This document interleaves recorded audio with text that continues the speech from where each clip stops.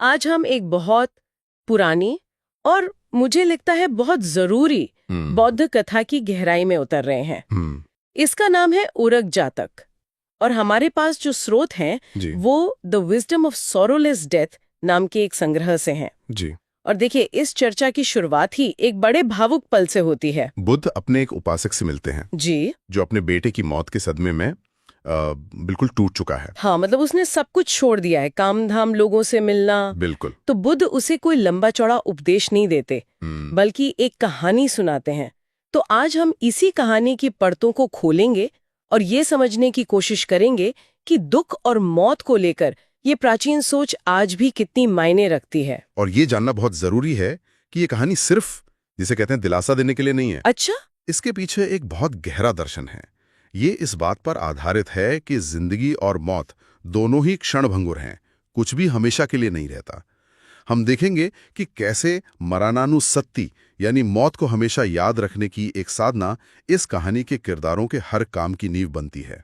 मरणानुसत्ति? हाँ, ये एक तरह की मानसिक तैयारी है जो उन्हें आने वाली मुश्किलों के लिए तैयार करती है। तो चलिए कहानी में चलते हैं। ये शुरू होती है वाराणसी में, धम्मपाल नाम के एक ब्राह्मण और उसके परिवार से। घर में पति पत्नी है, एक बेटा, एक बेटी, बहू और एक दासी भी है। लेकिन ये कोई मतलब आम परिवार नहीं है। बिल्कुल नहीं। इनकी सबसे अनोखी बात यह है कि घर का हर सदस्य, हर कोई मरणानुसत्ति का अभ्यास करता है।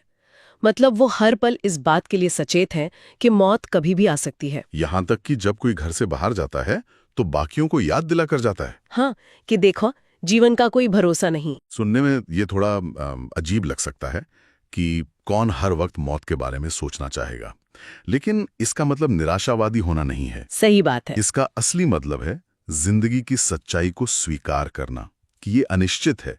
ये प्रैक्टिस असल में उन्हें एक तरह का भावनात्मक कवच पहना देती है जो समझदारी से बना है, और इसी वजह से जब उन पर मुसीबत आती है तो वो उसके लिए पहले से तैयार होते हैं। और मुसीबत आती भी है, और बहुत बड़ी। एक दिन धम्मपाल अपने बेटे के साथ खेत जोत रहा होता है। बेटा खेत में पड़ी सूखी घास फूस में आग लगा देता है। हाँ। खेत साफ करने के लिए। हाँ।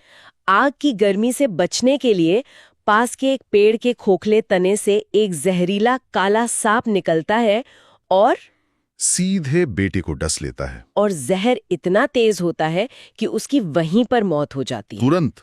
कहानी में यही एक दिलचस्प, एक अलौकिक मोड़ आता है। मरने के बाद वो लड़का अपने अच्छे कर्मों की वजह से स्वर्ग में शक्र देवराज यानी देवताओं के राजा के रूप में जन्म लेता है, और ये बात कहानी में बाद में बहुत जरूरी साबित होगी। बिल्कुल। पर उस वक्त खेत में जो हुआ वो ज्यादा चौंकाने वाला है। पिता अपनी जवान बेटी की लाश को देखता है पर रोता चिल्लाता नहीं है। बिल्कुल शांत, एकदम शांत। वहां से गुजर रहे एक आदमी को रोककर वो घर पर एक संदेश भिजवाता है, और संदेश बड़ा अजीब है। हाँ, ये बहुत खास है। वो कहता है, ब्राह्मणी से कहना कि नहा धोकर साफ कपड़े पहनकर सिर्फ एक व्यक्ति का खाना और फूल मालाएं लेकर जल्दी आए। 1 मिनट, सिर्फ एक व्यक्ति का खाना? हाँ। ये कोई ऐसा पिता तो बिल्कुल नहीं लग रहा जिसका अभी अभी बेटा मरा हो। ये संदेश ही उनकी पूरी सोच को दिखा देता है। एक व्यक्ति का खाना लाने के लिए कहना ये बताता है कि उसने उसी पल सच्चाई को स्वीकार कर लिया है कि परिवार में अब एक सदस्य कम हो गया है। हाँ बिल्कुल। वो दिमागी तौर पर सच्चाई से लड़ नहीं रहा है, कोई इनकार नहीं, कोई भावनात्मक उथल पुथल नहीं, सिर्फ और सिर्फ स्वीकृति। ये उनकी मरणानुस्मृति की साधना का सीधा नतीजा है। और घर पर भी यही होता है। परिवार के बाकी लोग जब संदेश सुनते हैं तो वो भी रोना पीटना नहीं मचाते। वे ठीक वैसा ही करते हैं जैसा कहा गया था।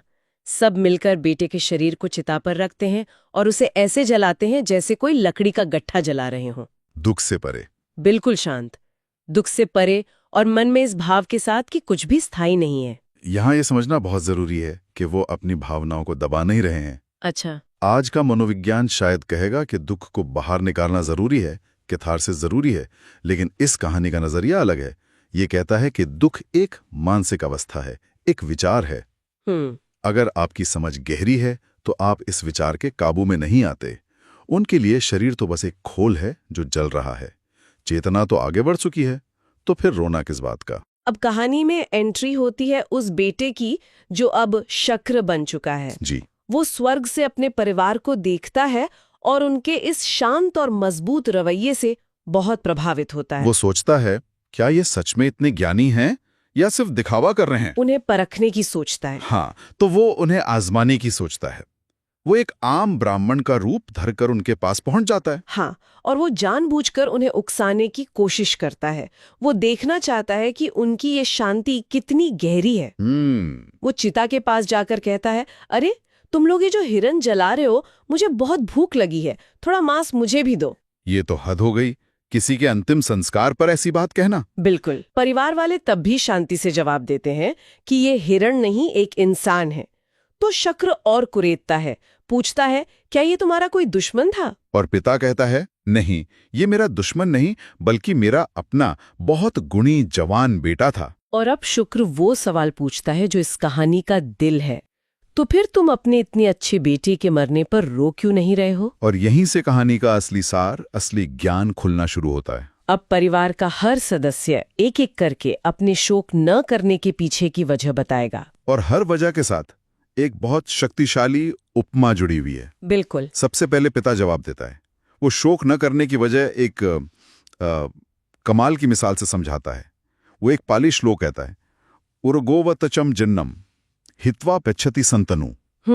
इसका मतलब है, जैसे सांप अपनी पुरानी कैंचुली को बेकार समझकर उतार फेंकता है और आगे बढ़ जाता है। हाँ, वैसे ही मरने पर आत्मा इस बेकार शरीर को छोड़कर चली जाती है। यही इस कहानी का सबसे बड़ा प्रतीक है। उरग यानी सांप। शरीर सिर्फ एक बाहरी खोल है, एक पुरानी चमड़ी जैसा, जिसे एक दिन छोड़ना ही है। बिल्कुल। पिता ये भी कहता है कि जो जल रहा है उसे तुम्हारे रोने पीटने से कोई फर्क नहीं पड़ता, इसलिए रोना बेमतलब है। ये एक बहुत ही तर्क संगत और शायद आज के हिसाब से थोड़ा ठंडा लेकिन बहुत गहरा आध्यात्मिक नजरिया है। पिता का ये जवाब सुनकर शक्र माँ की तरफ मुड़ता है। वो कहता है, एक माँ का दिल तो बहुत नरम होता है, तुम क्यों नहीं रो रही? माँ का जवाब भी उतना ही दार्शनिक है।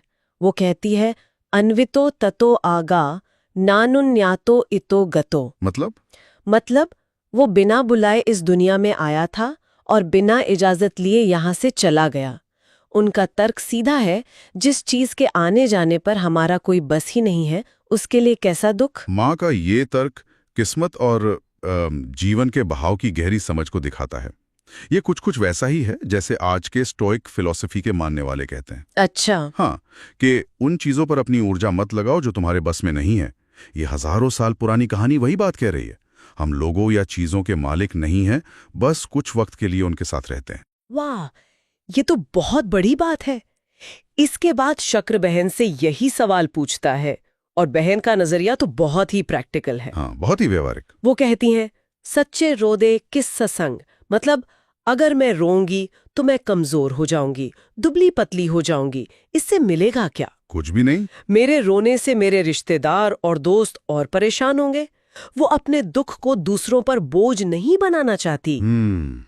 ये दिलचस्प है, क्योंकि यहाँ निजी दुख से ज्यादा समाज के भले को ऊपर रखा गया है।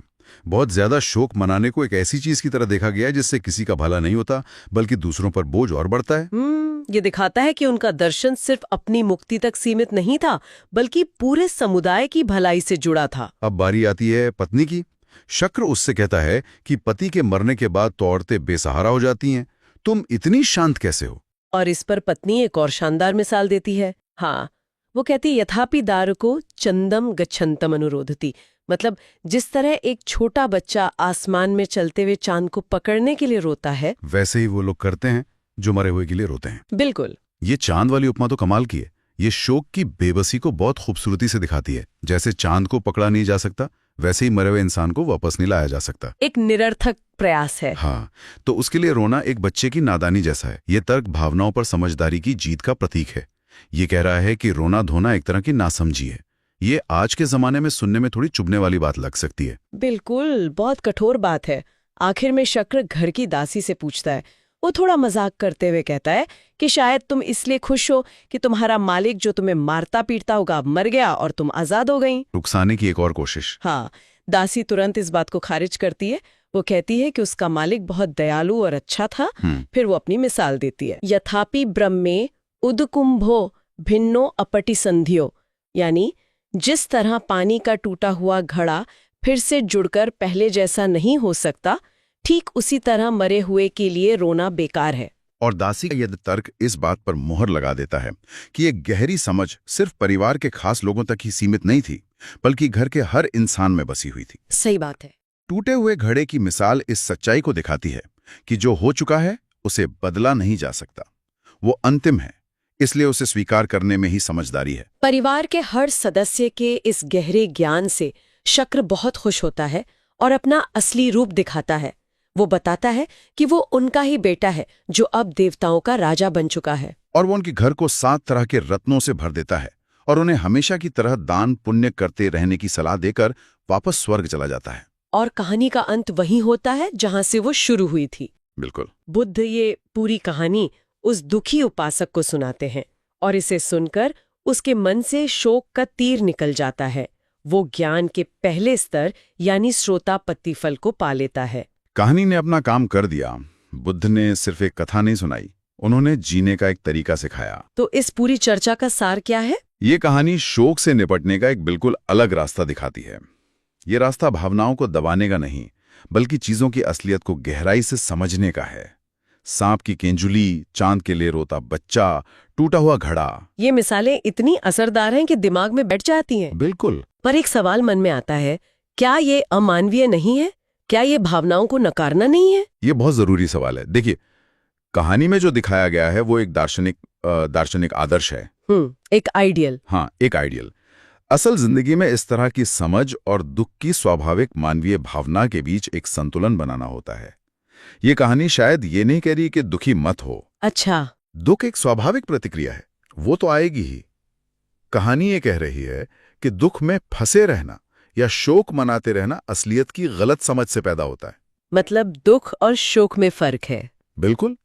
दुख एक लहर की तरह आ सकता है, लेकिन शोक एक ऐसी मानसिक स्थिति है जिसे हम अपनी समझ से पार कर सकते हैं। इस कहानी में जो बात मुझे सबसे ज्यादा हैरान करती है वो ये है कि परिवार का हर सदस्य, मालिक से लेकर दासी तक, एक ही तरह की गहरी समझ रखता है। हाँ, ये असाधारण है। सब अपने दुख को समझाने के लिए लगभग एक ही जैसे तर्क देते हैं। ये हमें इस बात पर सोचने के लिए मजबूर करता है कि किसी समाज या समुदाय का एक साझा नजरिया, एक कॉमन वर्ल्ड व्यू लोगों को जिंदगी की सबसे बड़ी चुनौतियों का सामना करने में कितनी मदद कर सकता है। जब सब एक ही तरह से सोचते हैं तो क्या दुख जैसी निजी चीज से निपटना भी आसान हो जाता है? ये एक सवाल है जिस पर सोचा जा सकता है।